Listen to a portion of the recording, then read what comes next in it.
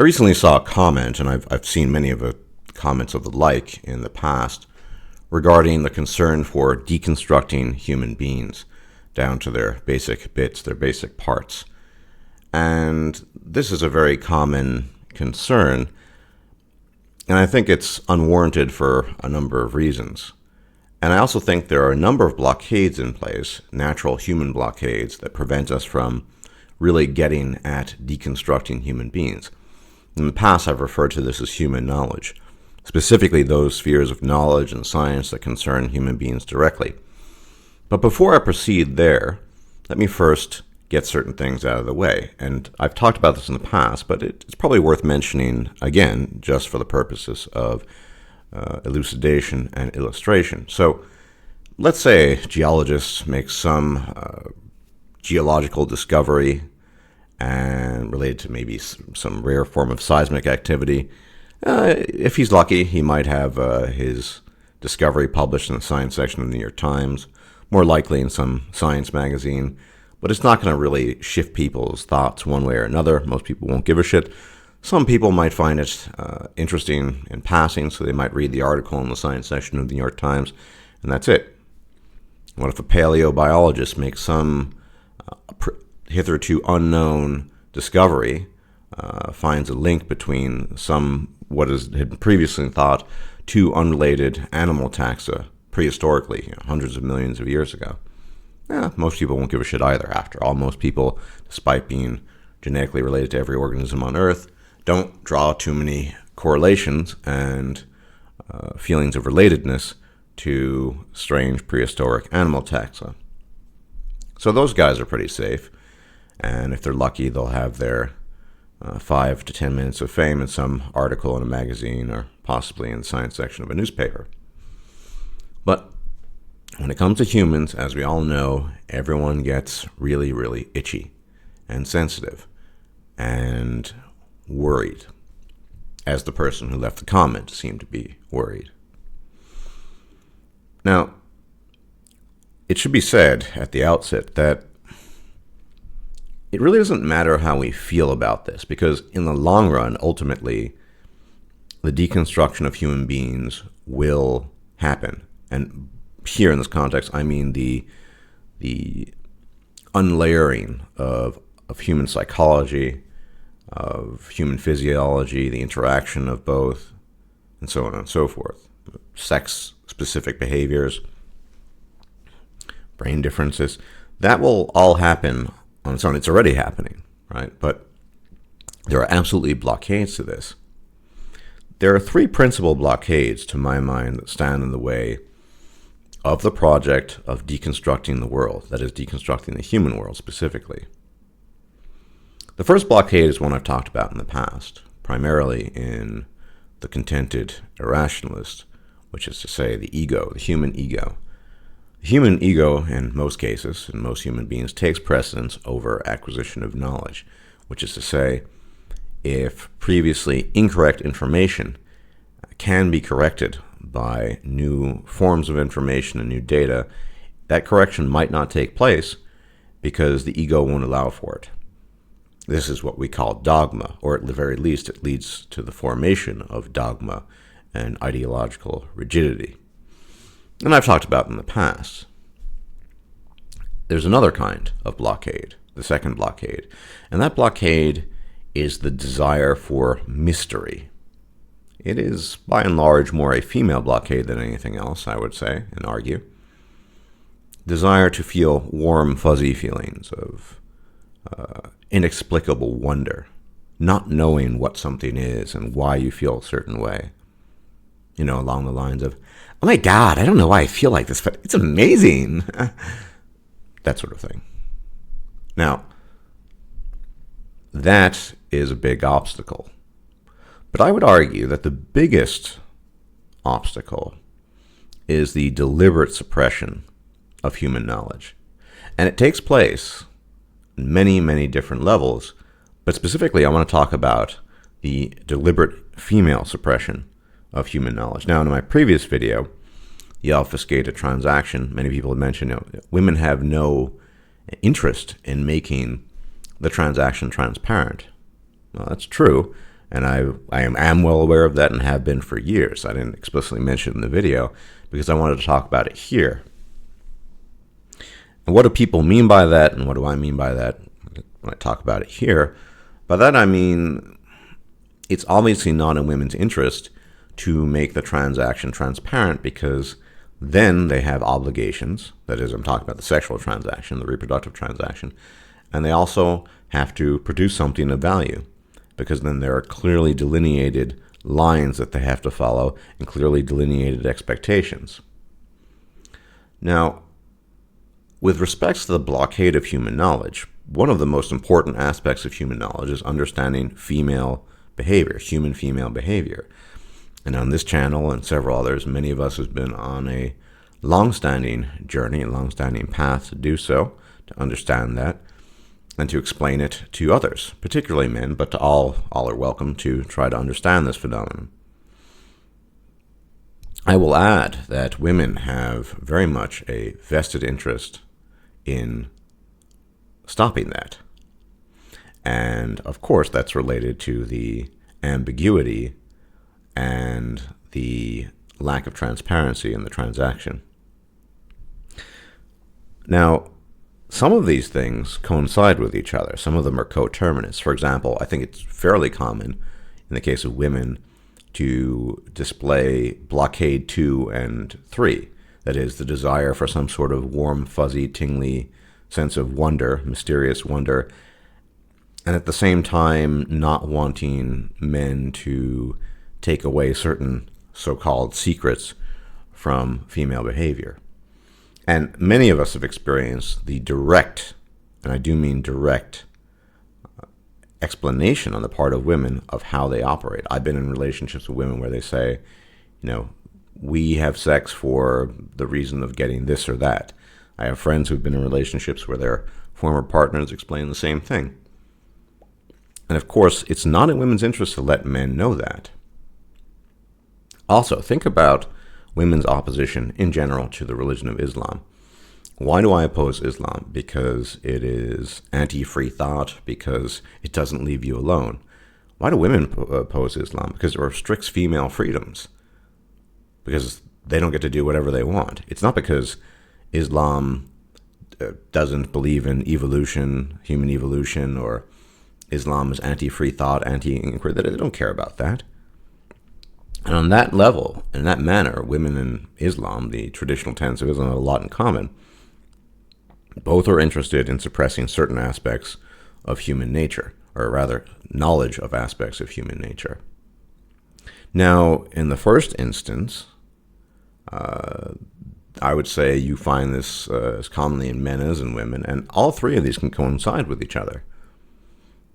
But the fact of the matter is, in none of these cases is there some sort of right to protect the sensibilities or the secrets of certain people.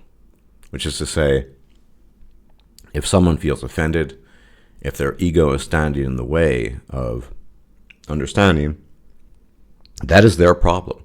It's not the world's problem. It's not scientists' problem. It's their problem, and they need to deal with it.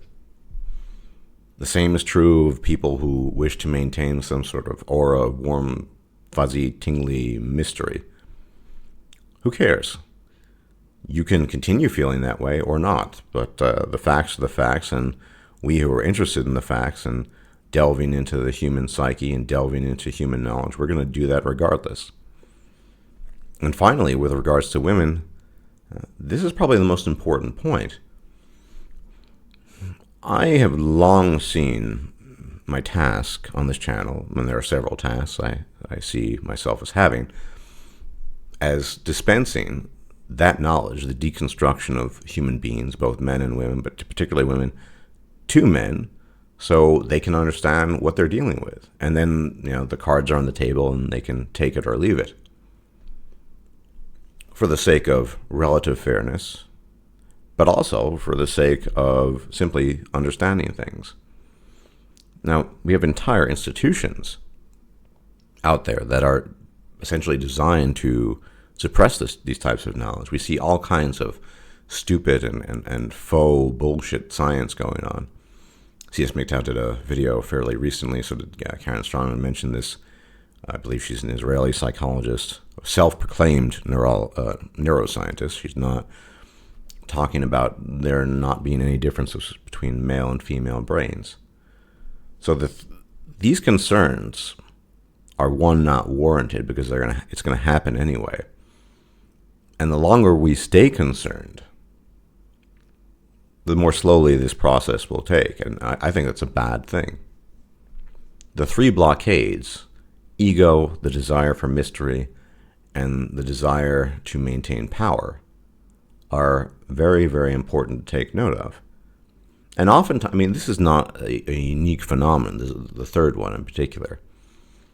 You look at earlier European history and the desire to suppress certain things, and certainly the intellectual battles that Charles Darwin had in his day with the church and with people who were just so terrified of the realization that we human beings, are just animals, that we fall into the greater spectrum of the animal kingdom. We're subject to the laws that rule over the animal kingdom. We're subject to all the things that all other animals are subject to. A few differences in terms of cognitive capacity, but we are just part of that animal kingdom. And he had a lot of battles. And people didn't want people to know. Even in the case of something as harmless as a geocentric versus heliocentric model of the solar system, the church did not want to allow people to find out the truth because it would be seen as a relinquishment of power and a diminishing of church authority. So that's not unique to women. This is a human universal. But women have no interest, as many have pointed out, in allowing men to find these things out and allowing for transparency. And this is, of course, where the warm fuzziness comes in, too. People have said, no one wants to reduce things just to the basic bits and parts because it just makes it seem so mechanical. It's always mechanical. That's the thing. It's always mechanical, but we don't want to think of it that way. We want to think of it as sort of mysterious and lovey-wovey and, oh, I feel so great. That, more often than not, leads to disaster, I would argue. To the people who are concerned about this stuff, you should really put aside your concerns because it's going to happen regardless. Scientists, whether they're dancing around on one foot, trying to avoid falling afoul of the politically correct police, they're still going to make these discoveries. They might keep hush-hush for a while, but if there's insurmountable evidence, if there are masses of evidence, well, what are people going to do? They're going to have to publish it.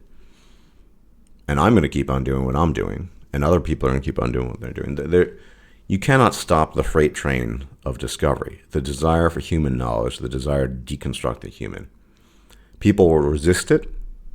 People will not want to hear it, but it won't matter eventually.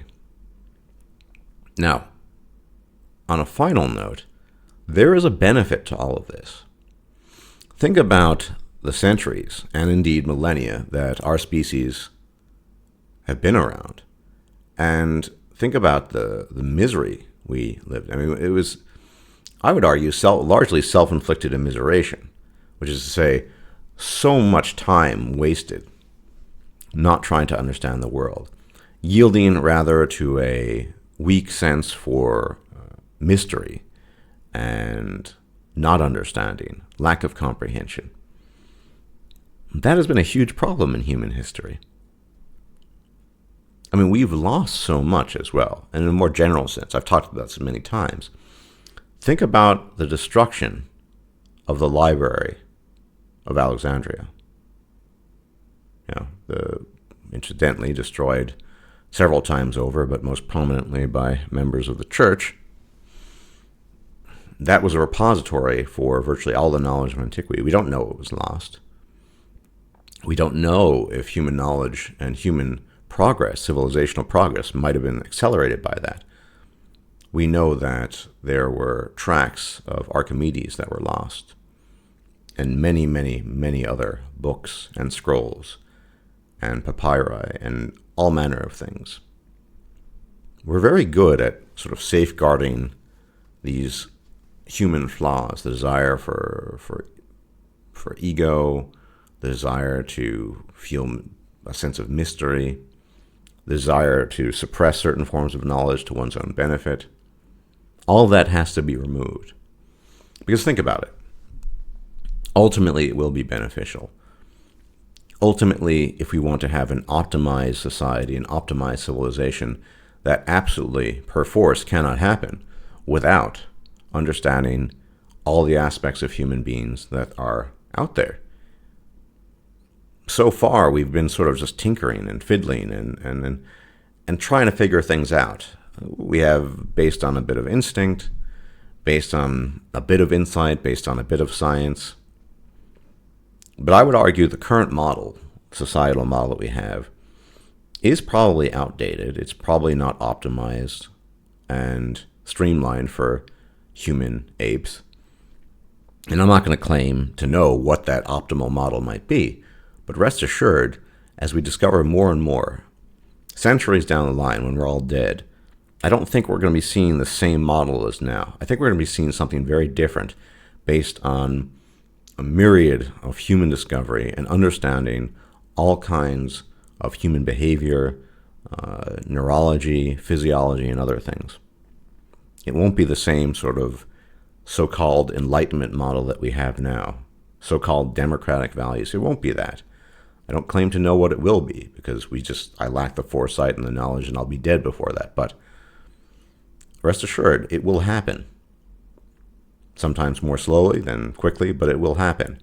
And people who are worried about this are merely serving to block that and merely serving to block the freight train of human progress. And I would ask you, people who are concerned, to stop doing it. Don't let your egos get in the way. Stop yearning for a nonsensical mystery. The only mysteries that remain are things we just don't know, but that doesn't make it a mystery in the traditional sense. They're just things that we don't know yet. And maybe we'll never know them. I suppose you could call that a mystery, but why not just regard it as unknown knowledge? Or unknowable knowledge in the case of such things not being able to be known. And finally, not just to women, but to people who deliberately want to block knowledge to their own benefit, we're on to you, and it doesn't really matter. You can do it for now, but people are waking up. The whole MGTOW experiment, online experiment in particular, is a wake-up call, because slowly but surely men have been gathering knowledge. We know the deal. Many of us have decided just not to try the deal anymore. We're not putting our cards on the table. We are withdrawing, and we're walking away from the gambling casino. And that's just one instance, and there will be many, many more in the future. So everyone, thanks for listening as always, and enjoy your forthcoming week. And I will probably see you at some time in the future. Bye-bye.